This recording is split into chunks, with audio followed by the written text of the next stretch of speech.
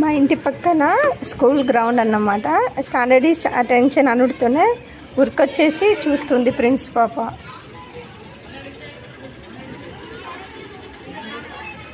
ఏమైంది మమ్మీ? ఏమంటున్నారు? అట్లా అంటున్నారా? కనబడతలేదని చెప్పేసి కుర్చీ తీసుకొని వెళ్తుంది.